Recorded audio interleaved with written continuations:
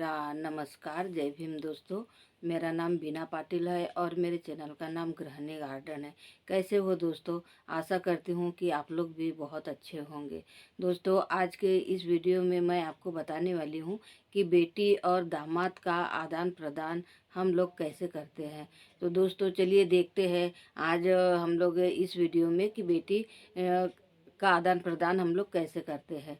तो दोस्तों, जब बेटियां हमारे माता पिता के यहाँ जब जन्म लेती है ना, तो जन्म से लेकर 20-25 साल तक हम लोग उसका वेट करते हैं। इसलिए ना, क्योंकि वो पढ़ाई करते होती है और उसकी भी एक ख्वाहिश रहती है कि मुझे भी जॉब करना है। तो हम लोग ना सारी इच्छाएं उसकी पूरी करते हैं, क्योंकि हमें पता होता है ना कि हम नहीं जानते हैं कि आने वाला समय कैसा आएगा। इसलिए हम लोग अपने पैरों पर उसे खड़ा करना ज़रूरी समझते हैं। तो इसलिए हम लोग कभी उसे फोर्स भी नहीं करते हैं।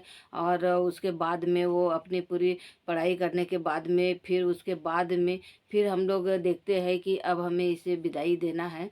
तो उसके लिए फिर हम लोग तलाश करने लग जाते हैं एक दामाद की। और दामाद नहीं दोस्तों, हम लोग बेटे को ढूंढने का प्रयास करते हैं, क्योंकि बेटे के रूप में हमें दामाद मिले, यही हमारी इच्छा रहती है।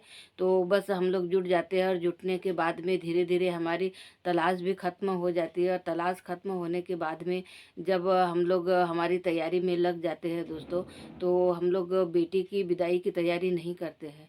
हम लोग ना दामाद के स्वागत की तैयारी करते हैं, क्योंकि हम जानते हैं ना कि उनके जो खातिरदारी में कोई भी कमी नहीं आना चाहिए। ये सोचकर हम लोग हमेशा उनकी हर फरमाइशें पूरी करते हैं। लेकिन कहीं न कहीं हम लोग थोड़ी सी गलती तो ये करते हैं कि हम हर चीज़ को मानने के लिए तैयार हो जाते हैं। लेकिन क्या करें, बेटी है और बेटी को विदा करना है, तो ये सोचकर हम लोग कभी पीछे नहीं हटते हैं कोई भी चीज़ मना करने से। तो बस हमारा यहीं से सिलसिला चालू होता है आदान प्रदान का। अब देखते हैं हम लोग के आदान प्रदान कैसे होता है। तो दोस्तों, जब हम लोग बेटी की विदाई करना रहता है तो कोई भी कमी नहीं रहना चाहिए। ये सोचकर हम लोग दामाद की हर तरह से जो भी ए टू जेड जो भी उनको आवश्यकता वाली जो चीज़ें रहती है, कपड़े से लेकर रुमाल से लेकर हर चीज़ हम उनको दान के रूप में प्रदान करते हैं। और उसी प्रकार उन लोग भी जब उनको बहू लाना रहता है, तो बेटी के लिए ना सारी चीज़ें सर से लेकर पाँव तक के सारी चीज़ें उन लोग भी हमें दान के रूप में प्रदान करते हैं। तो बस दोस्तों, यही होता है एक आदान प्रदान का सिलसिला।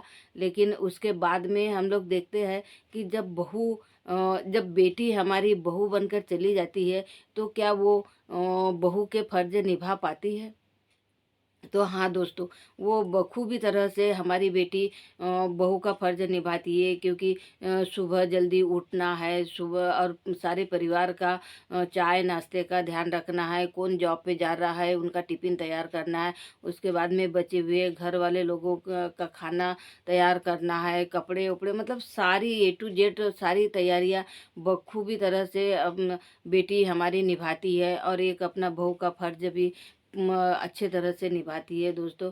और बिल्कुल भी उसे टाइम नहीं मिल पाता है, लेकिन बहुत थकान हो जाती है, क्योंकि हर कोई जानता है कि माता पिता के यहाँ बेटी इतना काम नहीं करती है, क्योंकि माँ होती है ना, वो सब कुछ संभाल लेती है और बेटी को ज़्यादा काम भी नहीं करने देती है। और कोई भी परेशानी न हो बेटी को, ये सोचकर वो कभी मना भी नहीं कर पाती है दोस्तों।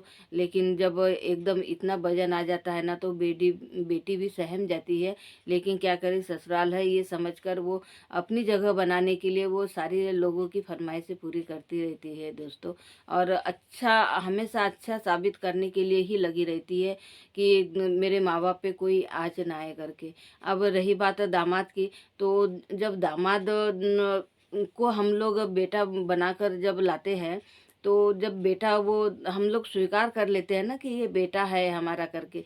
लेकिन क्या वो हमारे पूरे बेटे का फर्ज निभा पाता है? नहीं दोस्तों, वो बेटे का फ़र्ज़ नहीं निभा पाता है, क्योंकि कहीं न कहीं उनके भी मन में और हमारे भी मन में ये डाउट रहता है कि मैं एक दामाद हूँ, इस घर का बेटा नहीं।